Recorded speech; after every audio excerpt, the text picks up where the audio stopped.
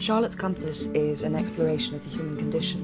When I started the project, I didn't know what themes would emerge, but what kept coming up again and again from the very first conversation was the fact that we all have a need to belong. My shoe size 25 and not you. Being away, it was all fun and games, but I was able to go and be in so many different places and live there for such long periods of time and become part of that world because I always had my own world to go back to.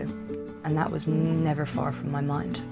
And no matter where I've gone or where I've traveled, I always take something from each of them that I have and I can look at, and they might say, oh, you don't call, you didn't let me know what was going on, but I'd be like, yeah, but I wore your t-shirt, so it was grand. This dancing on a map, wish I could travel using a magic word. Tony has been a rugby coach for 30 years, and he truly understands the meaning of team spirit. You make friends that last for life. You probably, in your lifetime, have about 5 or 6 people that you would say were close friends. And those ones are the ones that came through this place, basically. I've got about 5 or 6. You've got lots of acquaintances. Yeah. I'm sure you're the same. You wouldn't consider necessarily that they were really close friends, but I think I've got about 5 or 6 very close friends who I could rely on, who if I was in trouble, I had a problem, I could phone up at any time and say, look, what do you think? I'm very interested in the First World War. When they're in the trenches together, it's that team spirit and that togetherness. And you go over the top. And I often thought of that, how would I react if, the whistle went and over the top we went, especially now, obviously the first day of the Somme, 1st of July, which is, obviously lots of anniversaries now. You wouldn't do it for king and country. You would do it actually not to let your mates down around you. You've been in the trenches, you've gone through all sorts of deprivations, and you have to go over the top. You don't want to let your mates down. That is the key, and that is team spirit, and that would come, it's at a lesser scale because, rugby is not war, or sport is not war, but it's that feeling of togetherness. I have to catch a fly, but this time in Dublin I met Mo.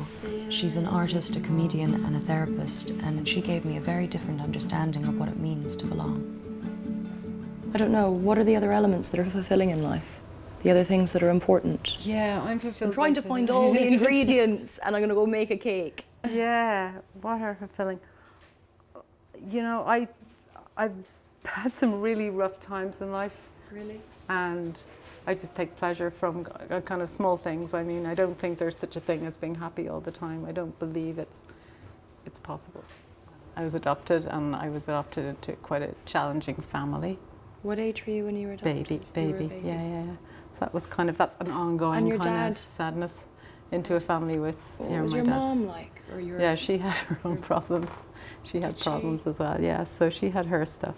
What age were you when you found out? Oh, I always knew. From when you were a small little girl? Yeah. How does that affect a human being? It's an interesting, lots of people, it doesn't affect them at all. It affected me. Yeah. So it made me very, very solitary, I suppose, very, what's the word? Like very self-reliant. Did it feel, was it because you felt isolated or because you felt not part of something? Or Not part of something. You thought it was I wasn't part of something, yeah.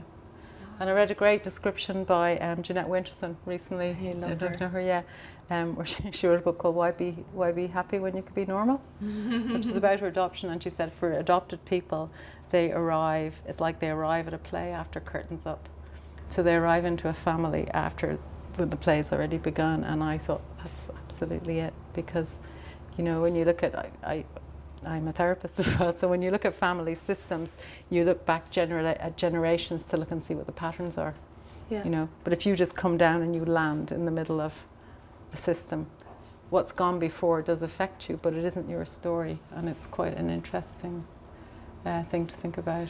But that must mean that, in a sense, do you feel that you have roots, or where have you, because everybody needs them, everyone needs to believe that they have foundations and roots and a sense of belonging. That must be something that you're either searching for or have found a way of attaining. Yeah, no. No? I don't have roots. I have roots now because I have kids, so that's my roots. But yeah, it kind of is something that goes up and down. Sometimes it's a big thing for me, and other times it's not. So. Did something change for you? Down the road in Dublin, I met Grant. We got chatting in the hotel bar, and from the very moment I met him, I knew he had a very powerful story to tell.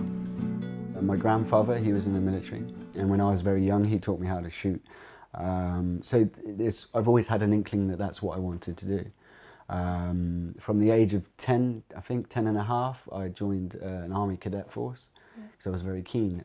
I grew up without a father, so I was always looking for someone to tell me what the hell to do. I think that can be a natural reaction for people that don't grow up with two parents.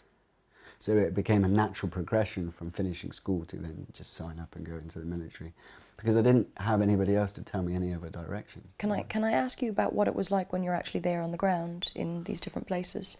What was it like being in Afghanistan? Afghanistan is a very intense environment. It's you never switch off, physically and mentally. You never switch off. How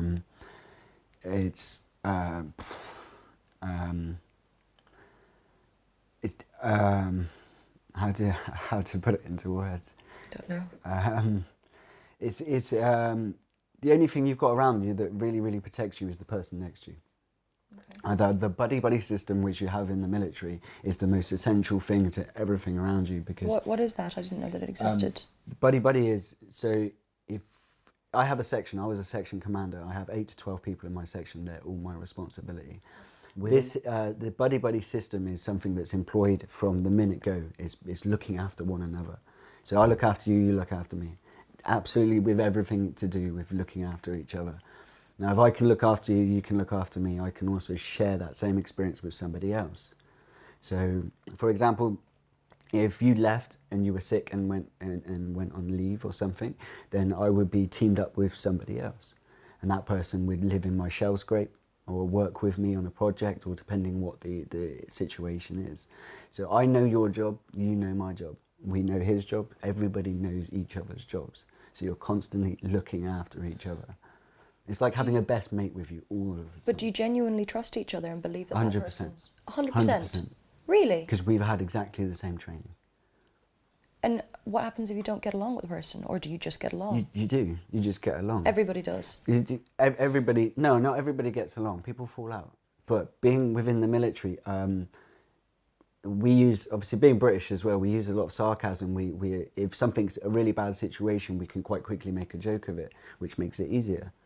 So not everybody gets along, but you do your job. When you go to different places and you become part of the community, you become part of, it can be the tribe, or if you become part of the French style de vie and the French culture and the way they see the world, and if you do it in other places, you think in your mind that it's something different to what you know, but it's not. Human beings are the same everywhere. We all want the same things. It's all about feeling connected, being in a community. I really do think that the more I've travelled, the more I've seen how united we all are.